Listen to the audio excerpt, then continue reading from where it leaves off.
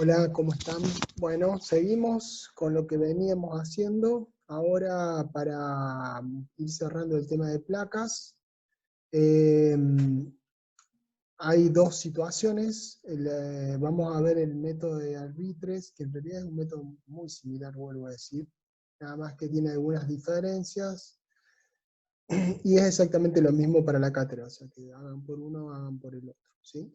Yo les voy a proyectar ahora en la pantalla, vamos a ver este método, y vamos a ver un resumen de cómo es el método, para que lo vayamos teniendo en cuenta. Bien, a ver, ¿qué es lo que hay que hacer? Básicamente lo que hay que hacer acá es exactamente lo mismo que en el otro caso. ¿Cuál es la diferencia? Ya vamos a ver más adelante. La primera, o sea, lo primero que tenemos que hacer, al igual que en conciencia con lo mismo que estábamos haciendo, porque tiene que ver con cómo se hacen los intercambios de calor, es lo primero es calcular el Q, o sea, el calor que hay que evacuar de la corriente que tengamos datos. Una vez que tengamos ese calor, tenemos que, o sea, como dijimos la otra vez en el video anterior, tenemos dos opciones, o teniendo la cantidad de calor, tenemos el caudal del otro fluido, o tenemos el delta T del otro fluido. Una de las dos nos sirven para definir o bien caudal o bien temperatura. Normalmente debemos sacar la temperatura de salida, pero en muchos casos también fijamos el caudal y nos queda definida la temperatura. Hasta ahí es igual que en el otro. Tenemos sí algunas diferencias de ahora en más, pequeñas diferencias. Acá dice 4 y deberías decir 3. Lo otro es calcular el delta T medio logarítmico de la misma forma que estábamos calculando en el otro método. Y acá sí hay una diferencia. Calcula el NTU o HTU, ¿sí? El HTU para las calientes es la diferencia de temperatura entre la temperatura de entrada y salida de las calientes sobre el delta T medio logarítmico que calculamos acá. Y en el lado frío es la temperatura de entrada menos la de salida de las frías sobre el delta T medio logarítmico, ¿sí? Una vez que saqué estos dos valores, se suman. Esa es la diferencia con respecto al otro, que en el otro cálculo, nosotros lo que hacíamos era sacar el mayor de los dos. En este caso, el libro marca la necesidad de hacer la suma de los dos. Es medio border el tema, no obstante vamos a seguir la metodología. No hay, yo ya lo he hecho, no hay una diferencia significativa en los valores que obtengamos de hacerlo por sumando o el mayor, porque normalmente el mayor es bastante mayor con respecto al otro, con lo cual lo desdibuja al segundo valor. Pero en principio vamos a respetar lo que dice la teoría y vamos a sumarlos, ¿sí? Si lo sumamos, una vez que lo sumamos, tenemos el número de unidades de transferencia completa, ¿sí? Después, sacamos esos valores, ¿sí? Después seguimos, como hacíamos en el otro caso, vamos a suponer un valor del coeficiente global de transferencia de calor. ¿Se acuerdan para qué lo hacíamos? Lo hacíamos porque de esa forma, cuando estimamos el coeficiente, tenemos el delta T medio logarítmico, vamos a tener el coeficiente de transferencia de calor, vamos a tener el calor necesario a transferir, nos va a faltar Ft, que ya con el NTU lo vamos a sacar, con lo cual podemos llegar a terminar de calcular la delta T medio logarítmico, ¿sí? Entonces, en el libro hay una tabla que se llama 4.2, acá hay una cosa importante a decirles. Cuando ustedes vayan al libro Arbitres, que yo les voy a subir, van a ver que está en placas, aparece un listado, hace referencia a esta tabla 4.2, Pero esas tablas que hacen referencia están al final del libro. Entonces yo les paso el libro, ustedes fíjense al final del libro. Esta es la tabla, ¿no? No tiene mucho más que esto, es esta tabla. Y acá si ustedes ven las propiedades físicas de soluciones acuosas, aceite, aceite y vapor de agua, aceite y aceite, aceite y vapor de agua con distintas propiedades del producto, solventes orgánicos, aceite vegetal, bueno. Y acá están los coeficientes para placas corrugadas o placas normales. Nosotros usamos placas corrugadas, ¿sí? Y acá tenemos valores, por ejemplo, en el caso nuestro, del ejercicio que vamos a hacer, estamos trabajando con estos valores, ¿sí? También acá en la tabla dice velocidad de flujo relativa al agua, o sea, respecto al agua está en 0,407, acá en 0,9010, o sea, que tratemos de tener la misma cantidad de fluidos, eso es lo que quiere decir. Y las caídas de presión aceptables, ¿sí?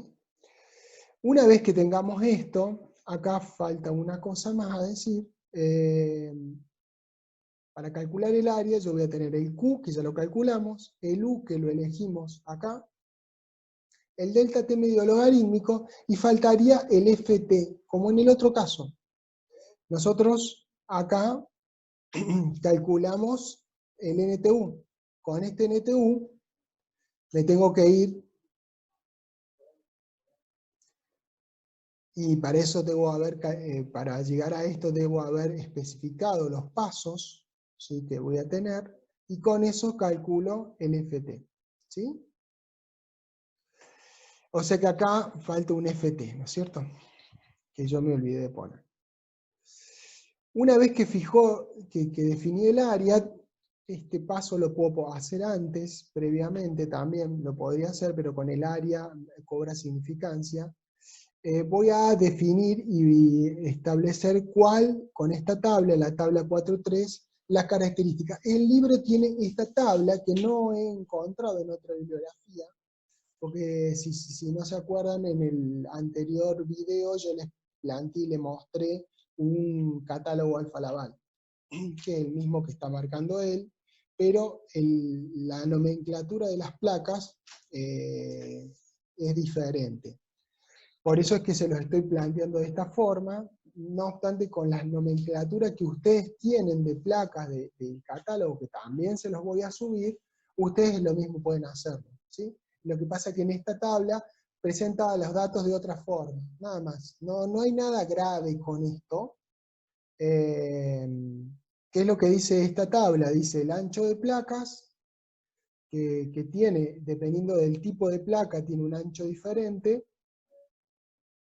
Después tiene el área de intercambio de placa, directamente tiene el área sacada. En la otra tabla de Alfa-Laval dice el largo eficiente y el ancho eficiente, y con eso puedo sacar, multiplicando longitud por ancho, puedo sacar la superficie. Lo mismo acá ya lo tiene a la superficie calculada.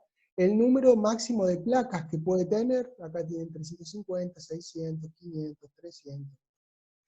El área de intercambio máximo, ¿cuál es el valor? Esto lo sacan multiplicando esto por esto, les da esto. El espesor de las placas, fíjense acá, 0,6, 1, son placas más bien grandes. Con lo cual esto indica que esta tabla es de una tecnología un poquito inferior. Me refiero que ahora las placas de Alfa-Laval casi todas están en 0,4. ¿sí? Pero bueno, acá está un poquito más grande el espesor. El espacio entre placas, acá marca el espacio entre placas, ese dato en las otras tablas de Alfa-Laval no está. Esto está bueno porque es un dato que ya viene especificado, no es poca cosa, pues muchas veces no tenemos ese dato y tenemos nosotros que definir cuál es el valor de esa apertura, si no lo tenemos. Normalmente, como yo les había pasado en la clase pasada, tienen una tablita en azul donde estaba la referencia de las separaciones máximas y mínimas que hay, ¿sí?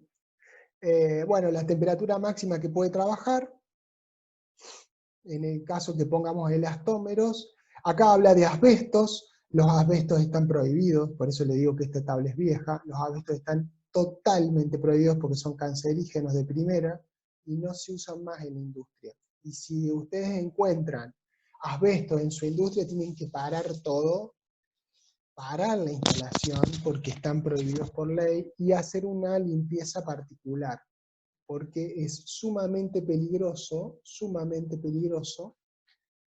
para las personas, ¿sí? Es un cancerígeno de primera. Bien, el flujo en metros cúbicos hora, ¿sí? Ese flujo es la cantidad normal, ¿sí? Y el flujo máximo que puede manejar el equipo, 200, por ejemplo en este caso, 260 metros cúbicos hora, o sea, 260.000 litros. Por eso, digamos, tiene algunos datos que son un poquito mejores que las tablas de Alfa Laval actuales, ¿sí? Bien, una vez que tenemos esto, vamos a tener que elegir alguno de estas tipo de placas. ¿Cuál sería la decisión a tomar? Y bueno, eso depende, por ejemplo, por eso el flujo máximo de metros cúbicos hora por cada placa, ¿sí? Si nosotros podemos hacer una verificación rápida y podemos elegir al azar una y después verificar esa velocidad, el flujo máximo, si da o no da. Si no da, elegir otra y hasta encontrar cuál es la placa de mejor performance para nuestro caso.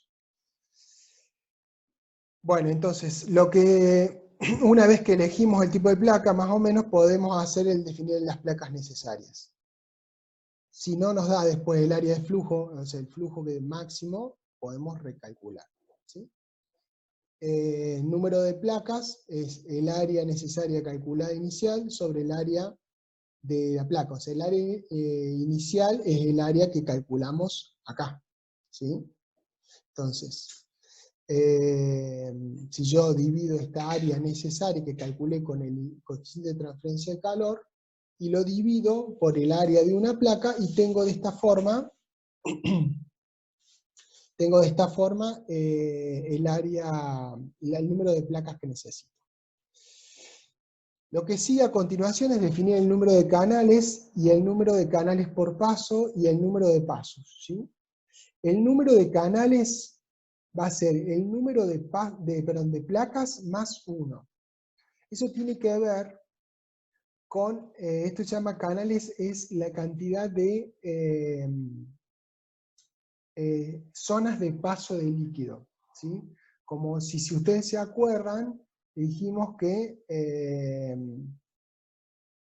digamos, las últimas dos, la cantidad de canales totales que se genera, si suman la cantidad de pasos de líquido, es la cantidad de placas más 1.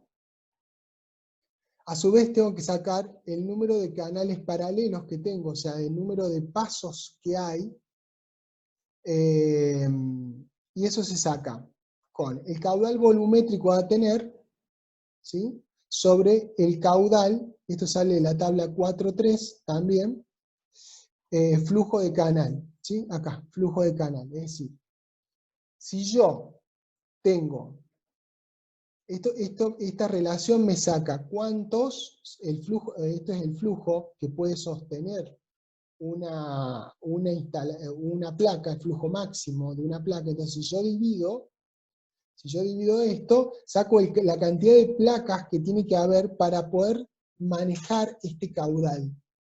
Esto me sirve para saber después, ¿sí? Con este valor NP, la cantidad de pasos que tengo que usar. Esto es lo diferente con el otro ejemplo. Se puede perfectamente trabajar de la misma forma en el otro tipo de análisis, haciendo estas operaciones que no son diferentes y están buenas hacerlas, Esa es otra opción, digamos.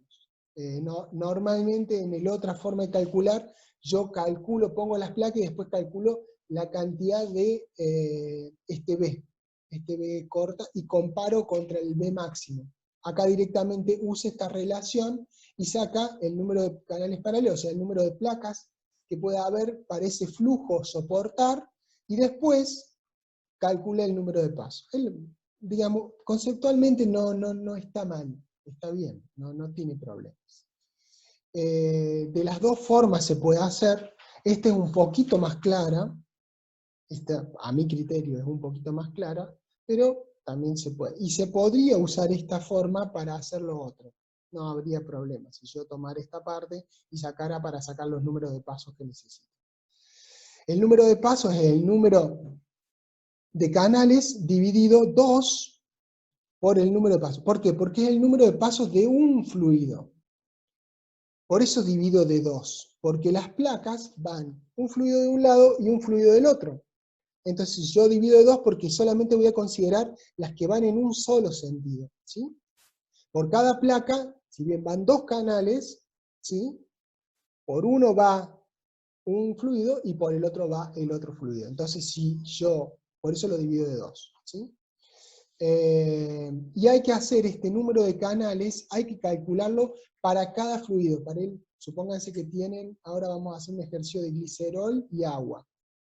El glicerol, tenemos que hacer el cálculo, y del agua tenemos que hacer el cálculo. O suponer el mismo número de pasos que nos dé y verificar que esté bien. Se puede hacer de las dos formas. Bueno, como decíamos, calculamos F de T, ¿sí? En este caso, una vez que ya decidimos la cantidad, la configuración, es más fácil con el flujo por canal. En el otro caso, originalmente, yo acá no tengo los pasos, con lo cual, puedo estimar, bueno, van a ser 2 y 2 y chao, puedo hacer eso, o puedo hacer una primera aproximación de área y volver a calcularla después. Se puede hacer. Hay varias alternativas, no es tan grave esto porque es un dato inicial, ¿no? Una vez que calculan, pueden calcular el FT ya corregido, o sea, ya con la cantidad de pasos que corresponde. Calculan el Reynolds. ¿Cómo se calcula el Reynolds? Se calcula con un diámetro equivalente, ¿sí?, por G sobre mu, donde el diámetro equivalente es 4 veces el ancho de la placa por el espesor entre placa y placa, ¿sí?, dividido 2 veces el ancho más 2 veces el espesor entre placa y placa. A ver, esto surge de, ¿se acuerdan? 4 veces el radio hidráulico sobre el perímetro húmedo. Esa es una ecuación que ustedes deben haber visto, estoy seguro que la vieron, en fenómenos de transporte, ¿sí? Esa misma ecuación se aplica para cuando quiero calcular el Reynolds en una superficie diferente a un tubo, ¿sí? Y eso le permite sacar un Reynolds y establecer un esquema de Reynolds. Si yo opero sobre esto, y supongo que el ancho es mucho más grande que el espesor, ¿sí?, esto me termina quedando igual a 2B. Eso lo digo como condición porque en el otro método, yo lo calculaba como 2B, es decir, que supongo eso que les estoy diciendo, ¿sí? La distancia entre placas, o sea, el diámetro equivalente es 2 veces la distancia entre placas. Bien. Bien, ¿qué más?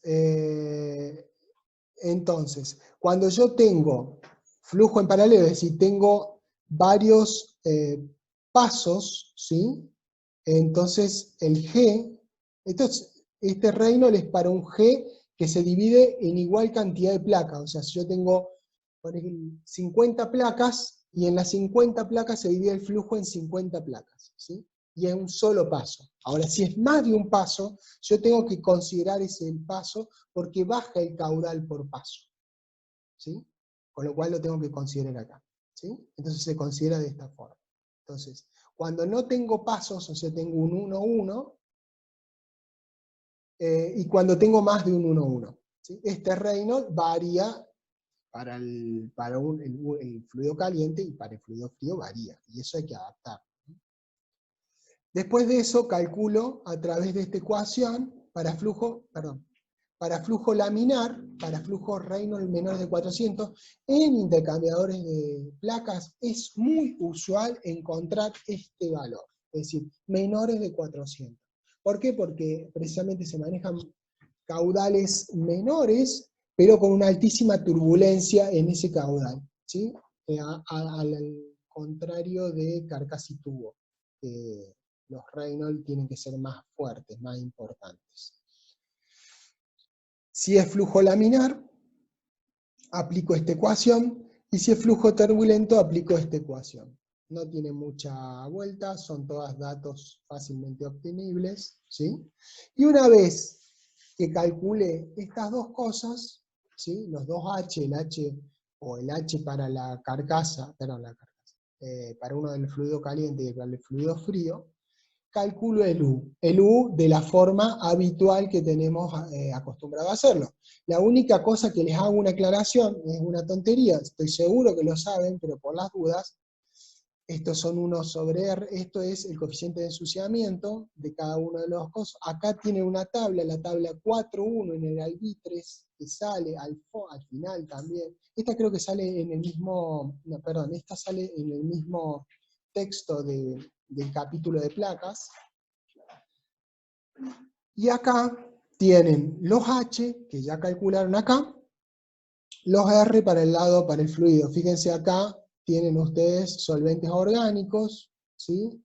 Tienen agua desmineralizada, blanda, dura, de enfriamiento, tratada, de mar y de río. En este caso, si fuera agua de enfriamiento, tienen este valor, ¿sí? 0,7 por 10 a la 5 metros cuadrados sobre grados centígrados watt, ¿sí? Esa es la unidad. Y acá tienen que poner la conductividad del acero inoxidable que ustedes estén usando, del acero que ustedes estén usando, o del material que ustedes estén usando, si es titanio, por ejemplo. Y acá ese T es el espesor de la placa, ¿sí? Si es 0,4 décimas, o que es, no sé qué es. Con esto sacan el U de diseño, ¿sí? Con el U de diseño, lo que tienen que hacer es comparar el U de diseño con el U original, el U de diseño.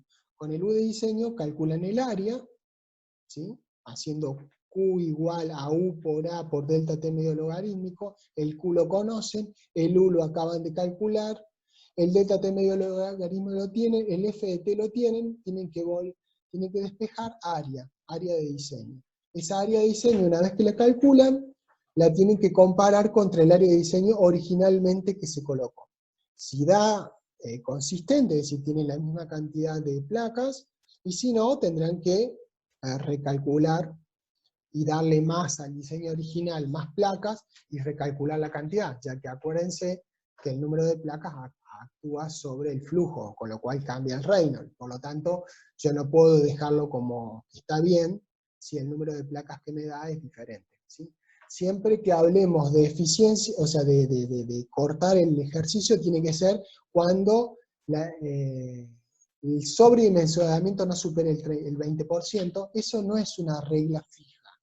Depende de la situación y del ejercicio que estemos hablando, o de la situación que estamos hablando. No es lo mismo tener sobredimensionamiento en un equipo que yo estoy diseñando, que en ese caso sí tengo que ajustar hacia abajo el redimensionamiento, y no tiene que superar el 20%, porque si no es... ¿Qué significa que esté sobredimensionado? Significa ni más ni menos que estoy pagando más equipo del que necesito.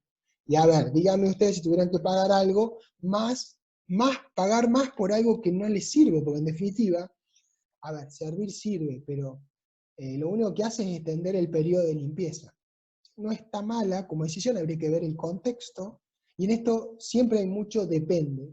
Ahora, si ustedes tuvieran un ejercicio que yo les planteo, que suelo plantear, o una situación real que tienen en desuso equipos, y les da que tienen sobredimensionado una cantidad, por ejemplo, en vez de un 20, lo tienen un 30% sobredimensionado, y a lo mejor no les conviene ni siquiera sacar las placas que les sobran, dejarlas ahí, porque total, ya lo tienen, no gastan nada, ¿se entiende? Al no gastar nada, y no tiene sentido a lo mejor calcularlo, salvo que les genere un problema de pérdida de carga, o les genera otro tipo de problema, que el flujo sea muy laminar y les genere falta de, o de cantación o ensuciamiento. Pero si no es así, les convendría a lo mejor estar un poquito más sobredimensionado, porque no les significa costo, ¿se entiende? Y tienen una manga, o sea, les significa que va a estar más tiempo en uso antes de que sea limpiado el equipo, cosa que no es menor, ¿sí? Porque eso es un improductivo. Entonces, como les dije, con eso calculan el área y medio que no hay mucho más para hacer, es exactamente igual que el otro ejercicio. En el caso de la caída de presión, se usa, el libro Arbitres usa esta fórmula, es muy similar a la que estábamos usando, donde acá tenemos el delta P es 2 veces el fanning por G al cuadrado por L, ¿sí? Sobre la gravedad por el diámetro equivalente, que es el mismo diámetro equivalente que usamos la otra vez, por la densidad, ¿sí? Donde tenemos el fanning es 2,5 por el Reynolds a la 0,3, y el L es igual a el largo efectivo, ¿sí? Porque si ustedes se fijan acá abajo, el L es el área de flujo de una placa, o sea, el área de transferencia, dividido el ancho de una placa, ¿sí? Con lo cual, si el ancho, estoy considerando el ancho, lo otro que falta es el largo, ¿sí? De la placa. Por lo tanto, este L es el largo de la placa, ¿sí? El largo de la placa, perdón, este L es el largo de la placa, y este L mayúscula es el largo de la placa por el número de pasos, ¿sí? Perdón. Con lo cual es bastante simple el cálculo. Como le dije, esta es la forma de calcular. Lo que podemos hacer a continuación es ver un ejercicio calculado. Yo se los voy a subir en PDF, por cierto.